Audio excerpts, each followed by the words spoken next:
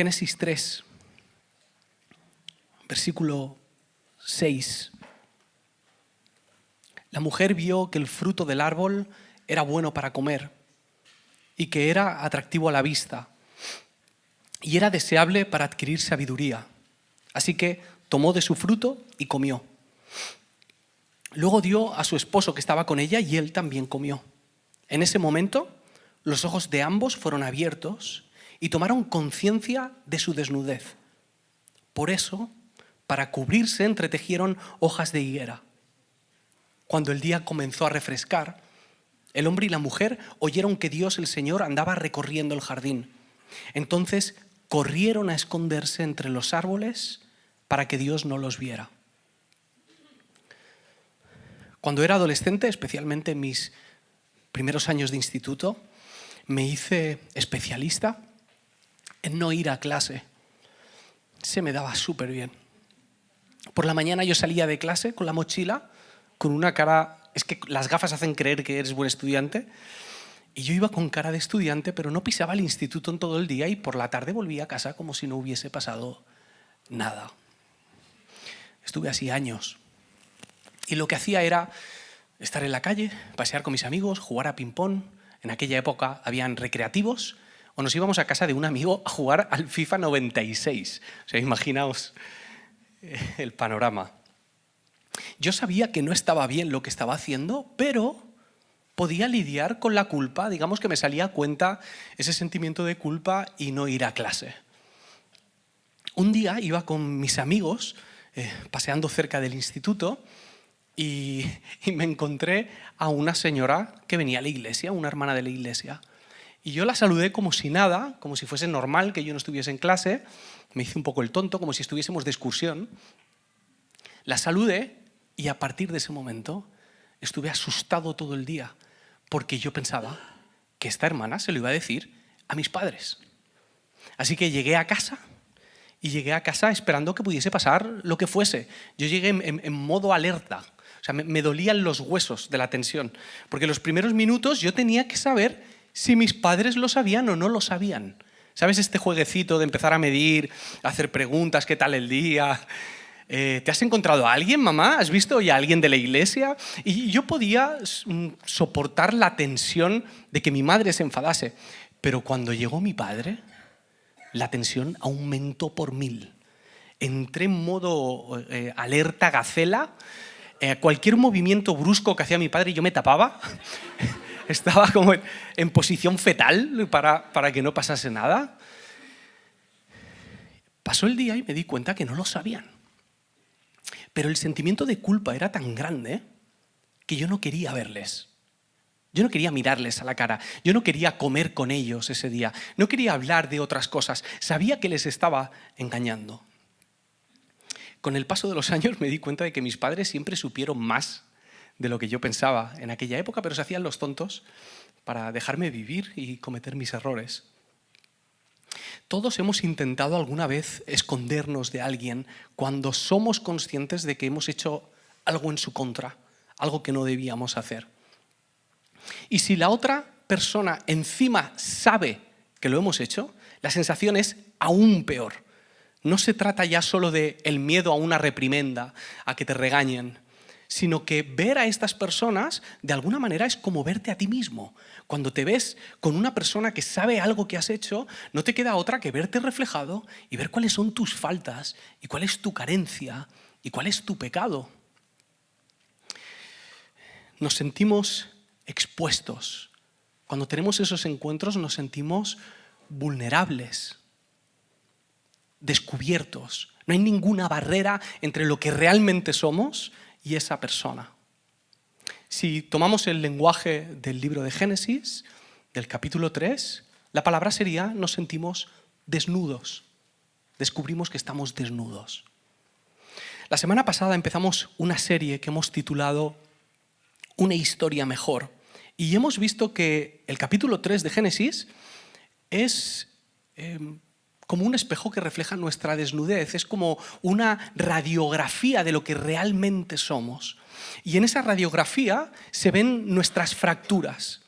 La semana pasada hablamos de que se rompen 4 relaciones en Génesis 3. Se rompe nuestra relación con Dios, nuestra relación con los demás, nuestra relación con nosotros mismos y nuestra relación con la creación.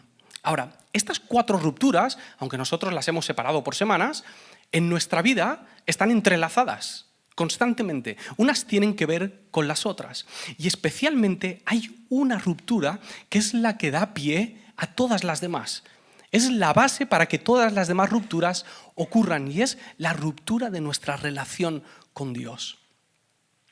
Estas experiencias que a veces tenemos con nuestros amigos o con nuestros padres, de escondernos, creo que nos ayudan a entender un poquito la relación de huida que el ser humano tiene con Dios de manera sistemática. La gran diferencia es que cuando nosotros cometemos un error o un pecado que afecta a otra persona, tenemos alternativas. Una de las alternativas es cruzar los dedos muy fuerte o orar apretando mucho los ojos para que esa persona no sepa lo que hemos hecho. Y en caso de que lo sepa, nos queda otra alternativa en algunos casos, que es la de evitar esos sitios en común en los que te sueles encontrar con esas personas. Así que si los evitas, pues bueno, evitas un poco el marrón y la incomodidad de enfrentarte a tu realidad. Pero con Dios y Adán y Eva, estas 2 opciones no existen. Dios sabe qué han hecho y además Dios no evade la conversación en absoluto, la busca. Les busca activamente y cuando les busca lo hace de una manera muy concreta y muy pedagógica a la vez, haciendo una pregunta. Versículo 9. Pero Dios el Señor llamó al hombre y dijo, ¿dónde estás? ¿Dónde estás? Al leer esta pregunta, intuimos 2 cosas. La primera es que sospechamos que Dios no le está pidiendo a Adán que le mande la ubicación. Dios no está haciendo una pregunta geográfica. Está preguntando algo más profundo. A Dios no le falta información acerca de Adán. Hay algo más en esa pregunta. Y la segunda cosa que intuimos es que al leer el texto, algo nos dice que esa pregunta no es solamente para ellos. Que es una pregunta que resuena a lo largo de las Escrituras y a lo largo de la humanidad. Es una pregunta que se lanza en Génesis, pero que cada ser humano en algún momento de su vida se ha hecho. ¿Dónde estoy? Creo que lo que el Señor quiere es que cada ser humano que ha existido se ubique, sepa realmente en qué lugar está y pueda ser realista con su situación, que no se engañe. ¿Dónde estás? El apóstol Pablo, en el libro de Romanos, define nuestra ubicación de una manera muy certera y muy cruda. Romanos 8, 23. Dice, por cuanto todos pecaron y están destituidos de la gloria de Dios. Hay otra versión que dice, pues todos hemos pecado y nadie puede alcanzar la meta gloriosa establecida por Dios. Nadie puede alcanzar lo que ha sido llamado a ser en Dios por sus propias fuerzas. No tenemos el poder para restituir el Edén. No sé si recordáis, la semana pasada hablamos de la palabra shalom, la palabra paz, que es armonía, bienestar, plenitud. Ninguno de nosotros puede restaurar esa paz por sus propias fuerzas. Ninguno de nosotros puede hacer que las cosas sean como deben ser. La palabra en hebreo para pecado es la palabra hatá. Significa errar en el blanco. Como el que falla cuando tira un dardo en la diana, errar en el blanco. El pecado es no alcanzar el propósito o no alcanzar la meta para la que fuimos llamados. Y en este sentido, el pecado es mucho más que una acción incorrecta. El pecado es una desviación en la vida, es un cambio de rumbo. Y ese cambio de rumbo va en la dirección opuesta en la que está Dios. Ese cambio de rumbo es huir de Dios, esconderse de Él. Esta separación que vemos en Génesis no es solo una cuestión teórica, no es algo que ocurre solo en una realidad espiritual, ¿no? en otra dimensión y se acabó. sino que esta realidad del pecado se hace palpable en nosotros. Palpable, o sea, físicamente. Tanto es así que cargamos con un sentimiento y un dolor de culpa que es muy difícil quitarse de encima. Es una culpa que aparentemente es insalvable. Es tan insalvable que en lugar de enfrentar esa culpa, lo que hacemos es huir. No queremos hablar del tema. Nos engañamos a nosotros mismos pensando que la distancia o el silencio o meter la cabeza debajo de la tierra va a hacer que nos libremos de esa carga que sentimos por el pecado. Así que Adán y Eva, como nosotros muchas veces, en vez de responder a la pregunta de ¿dónde estás?, pasó esto. El hombre contestó: escuché que andabas por el jardín y tuve miedo porque estoy desnudo, por eso me escondí. Cuando hablamos de escondernos o de huir de Dios, creo que una de las... como que nos viene un perfil muy concreto de persona. La persona que huye de Dios es aquella persona que niega la existencia de Dios o aquella persona que vive sin Dios de una manera escandalosa, ¿sabes? Con pecados muy, muy evidentes. Pero esconderse de Dios es un gesto mucho más sutil y mucho más cotidiano de lo que pensamos. En esta escena hay una imagen que nos va a ayudar a entender que nosotros también nos escondemos de Dios. Dice que cuando se le abrieron los ojos y se dieron cuenta que estaban desnudos, ¿qué hicieron? Cosieron hojas de higuera y se hicieron su propia ropa. Cada vez que intentamos vestirnos en lugar de enfrentar nuestra desnudez ante Dios, estamos corriendo de Él.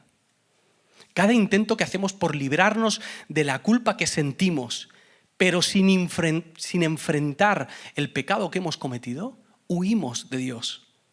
Todos los esfuerzos que hacemos por esquivar la pregunta ¿dónde estás? Es simplemente otra forma de escondernos del Señor. Y hay muchas maneras en las que podemos hacer esto. Solemos optar por dos caminos para huir de esa culpa. El primero de esos caminos es el relativismo moral.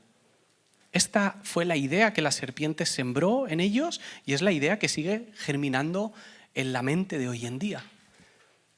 La serpiente les dijo y nos sigue diciendo que nosotros podemos ser como Dios, nosotros podemos saber el bien y el mal, nosotros decidimos cuáles son las cosas que sí y cuáles son las que no. Y el bien y el mal dependen, por ejemplo, del contexto cultural, del espíritu de la época, de lo que se ha enseñado en tu familia o de cómo me siento yo respecto a esa acción. Si me siento bien cuando lo hago, pues entonces no hay ningún problema. Y si me siento mal, entonces es que está mal.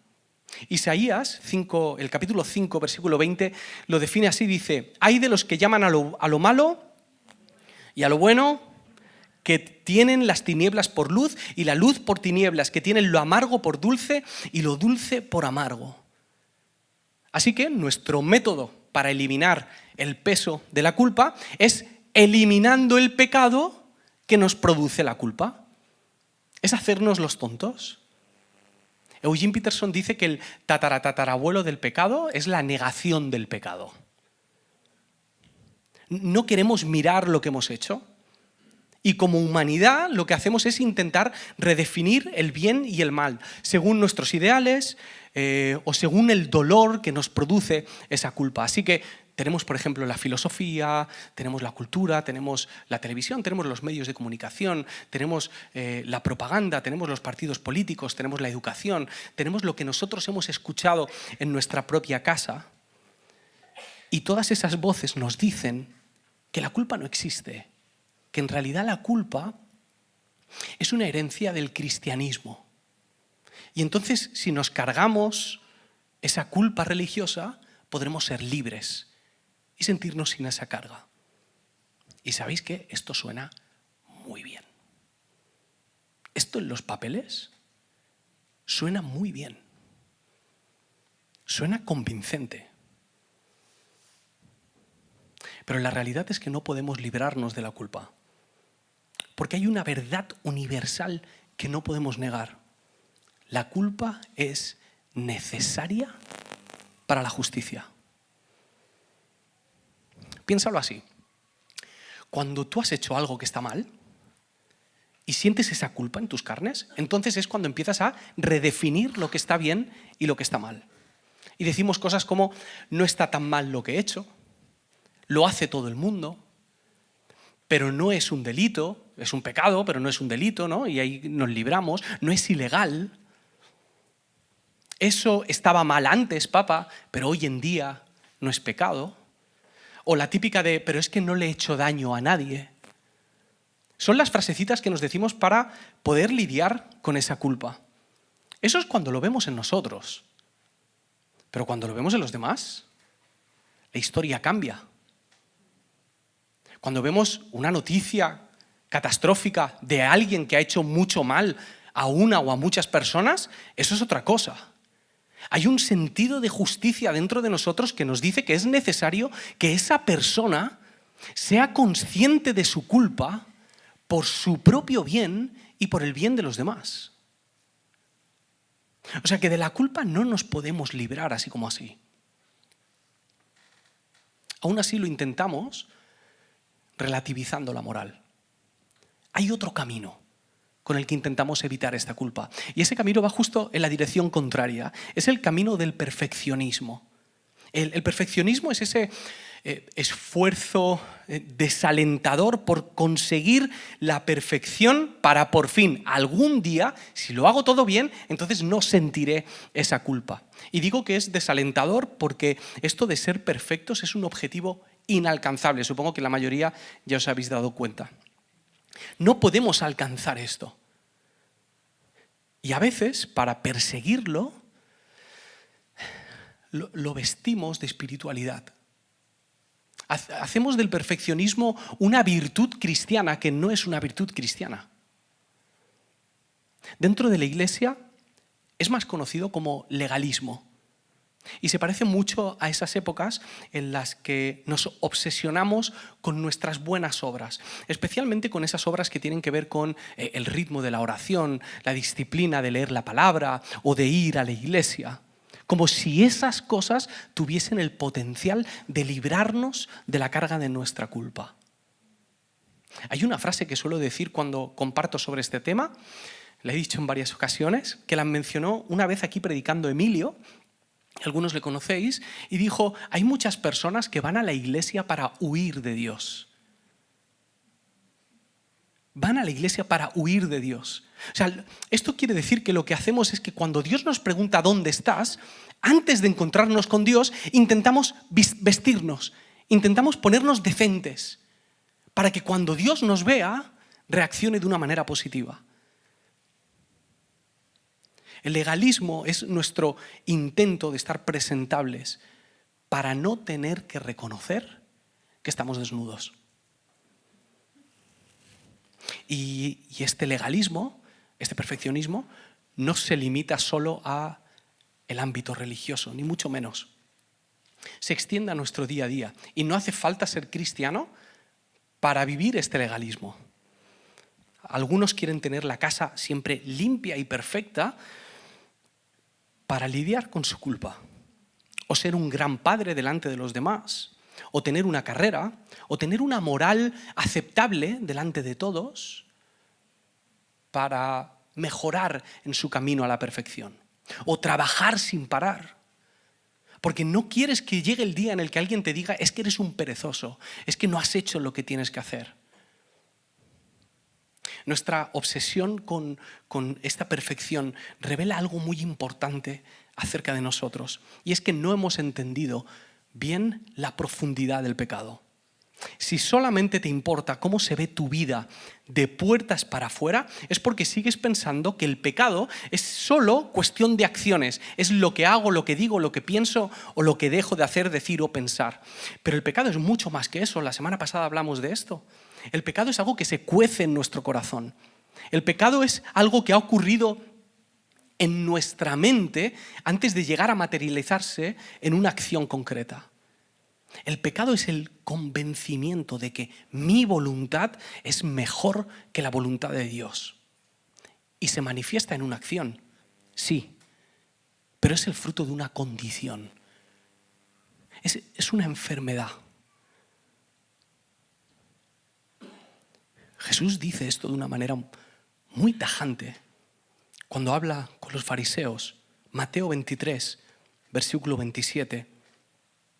Ay de ustedes, escribas y fariseos, hipócritas, porque son como sepulcros blanqueados, que por fuera, a la verdad, se ven hermosos, pero por dentro están llenos de huesos de muertos y de toda inmundicia.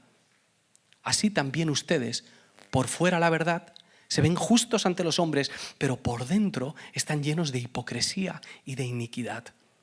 El perfeccionismo y el legalismo revela que no hemos entendido bien la profundidad del pecado, o peor, que la hemos entendido, pero nos da igual, porque preferimos que de puertas para afuera se nos vea perfectos. Preferimos engañar a la gente hacia afuera y engañarnos a nosotros mismos hacia adentro.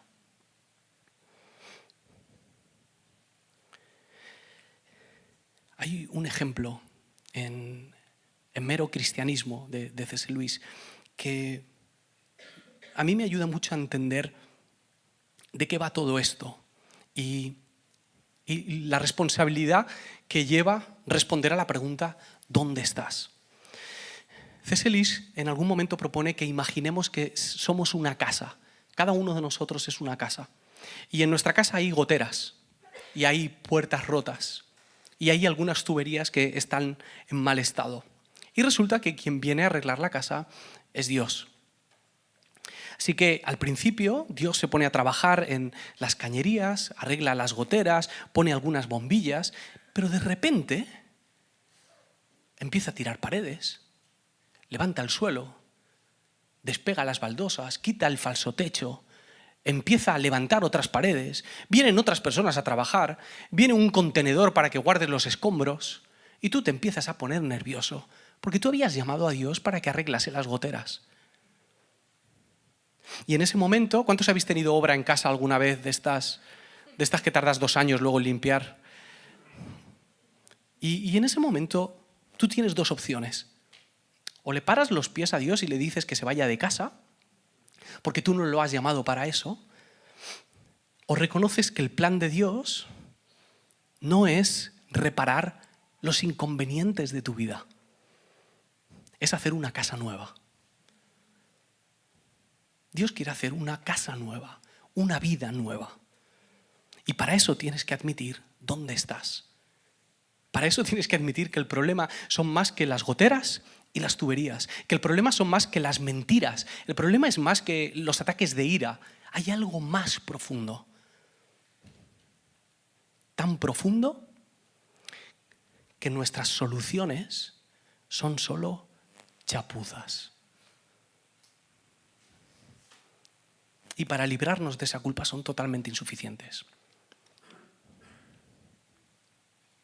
¿Sabes cuando llamas a alguien para que haga una reforma, viene, ve lo que pasa y lo primero que dice es, aquí alguien antes te ha hecho una chapuza? ¿Verdad? Es lo primero que se hace. Pues la pregunta de dónde estás, en cierto modo es el Señor diciéndonos, lo que tú has intentado hacer para arreglar esto no sirve de nada. El camino de Jesús para librarnos de la culpa del pecado es distinto. No es ni el relativismo moral ni el perfeccionismo.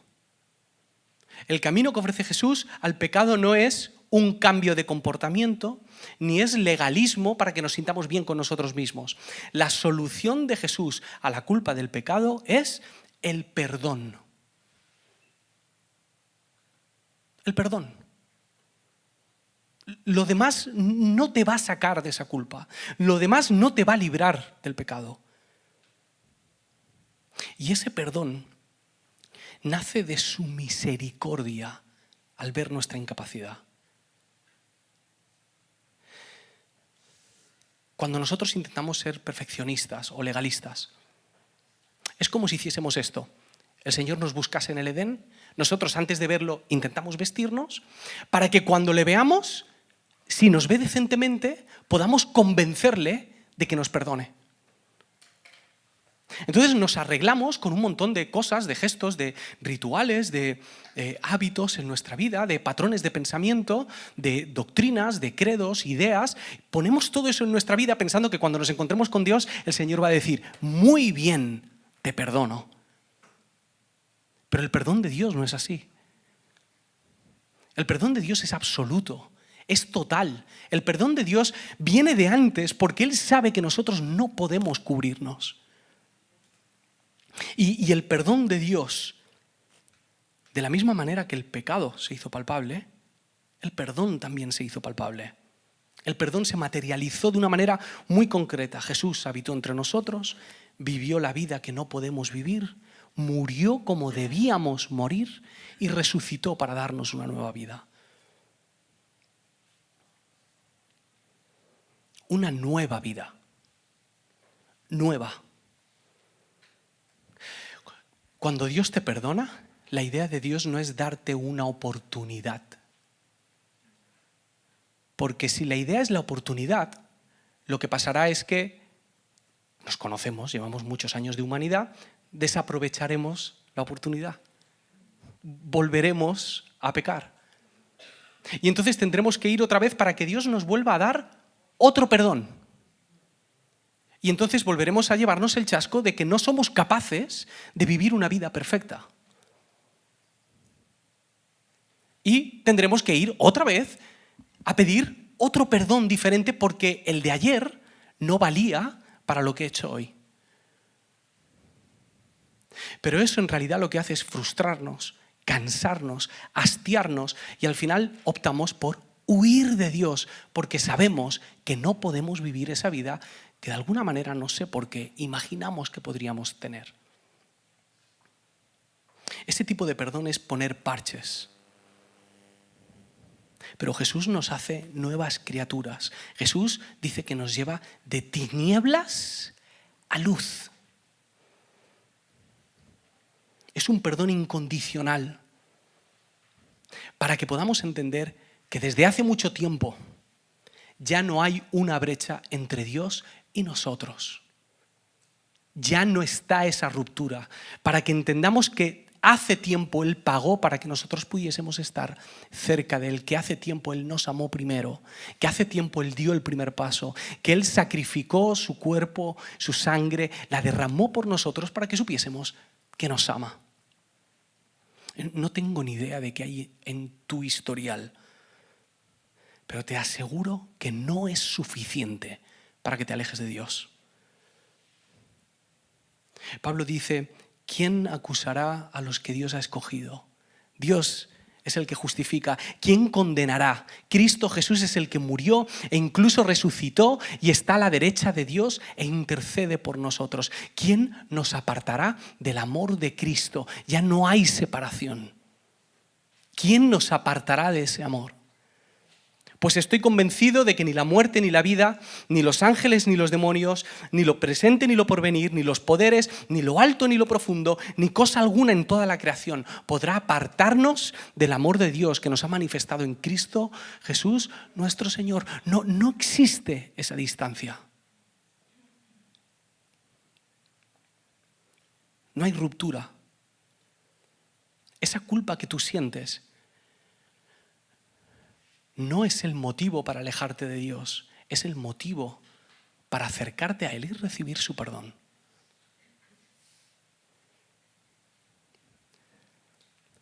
Ahora, la cuestión es, ¿cómo podemos encarnar esta verdad? ¿Cómo o qué podemos hacer en la práctica de manera diaria para vivir en la realidad de que somos perdonados? Para recordar que somos perdonados, para dejar de coser nuestras propias hojas de higuera. Hay un ritmo espiritual que ha sido muy ninguneado por la Iglesia evangélica durante mucho tiempo y es la disciplina de la confesión y creo que es clave para que podamos entender el amor de Dios. Lo primero que quiero decir es que simplemente quiero dejaros con una chispa y una inquietud respecto a la confesión. Requiere que hablemos un día o 2 días solo de esto y probablemente la En la próxima serie que hagamos de ritmos, dediquemos un día a hablar de la confesión. Pero para abrir boca, me gustaría leer el Salmo 32, los primeros versículos. Dichoso aquel a quien se le perdonan sus transgresiones, cuyos pecados son cubiertos. Dichoso aquel cuyo pecado el Señor no le toma en cuenta y en cuyo espíritu no hay engaño. Mientras guardé silencio, mis huesos se fueron consumiendo por mi gemir de todo el día. Mi fuerza se fue debilitando como el calor del verano, porque día y noche tu mano pesaba sobre mí. Pero te confesé mi pecado y no te oculté mi maldad. Me dije, voy a confesar mis transgresiones al Señor y tú perdonaste la culpa de mi pecado. Fijaos en la mentira en la que vivimos. Nosotros pensamos que si confesamos nuestro pecado a Dios, nos encontraremos con su dedo señalando nuestra culpa. Y que si callamos nuestro pecado, entonces nos libraremos de esa culpa y de ese dolor porque nadie sabrá lo que está pasando.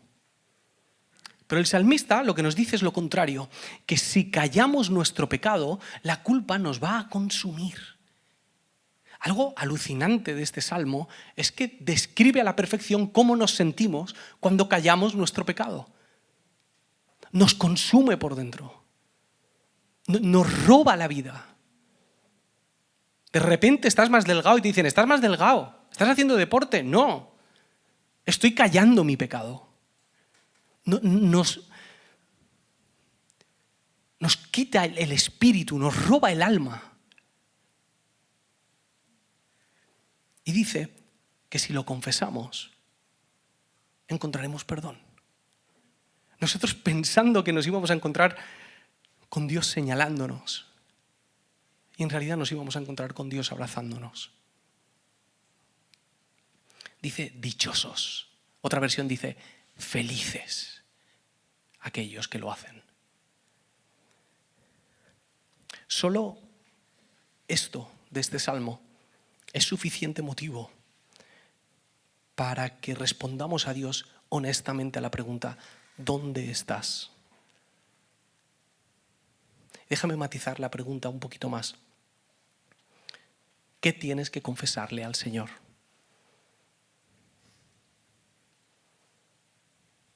¿Qué tienes que confesarle?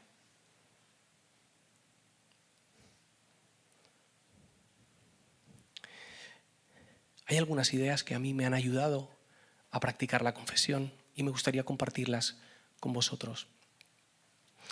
La primera es leer este salmo, estos 5 primeros versículos, que cuando os levantéis mañana, antes de empezar vuestro tiempo de oración o de lectura, podáis ir al Salmo 32 y leer estos versículos. Y justo cuando llegue la parte en la que dice mi pecado,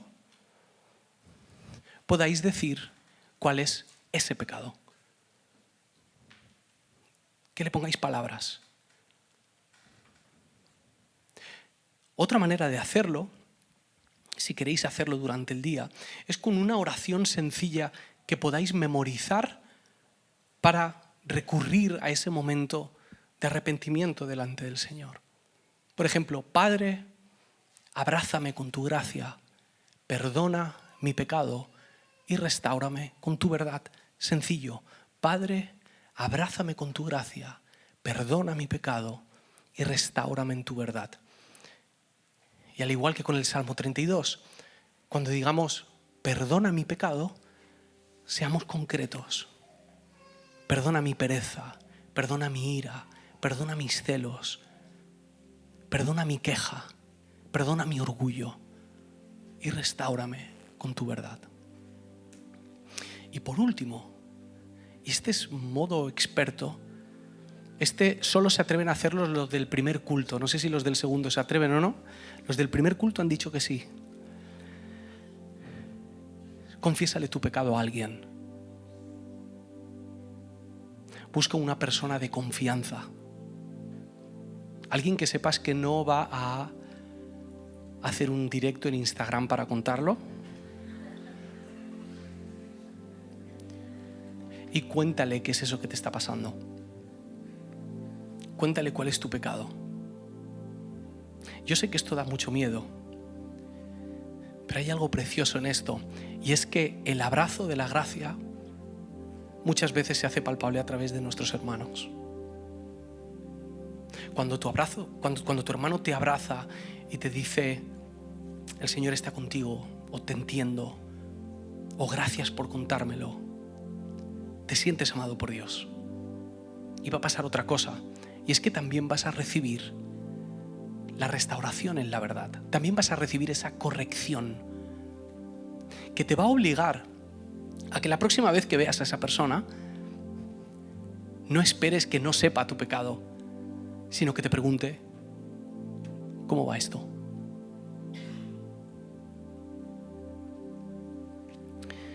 Si tenéis dudas respecto al tema, quiero terminar leyendo un versículo y después vamos a tomar la Santa Cena. Primera de Juan, capítulo 1, versículo 8. Si afirmamos que no tenemos pecado, nos engañamos a nosotros mismos y la verdad no está en nosotros. Atención a esto.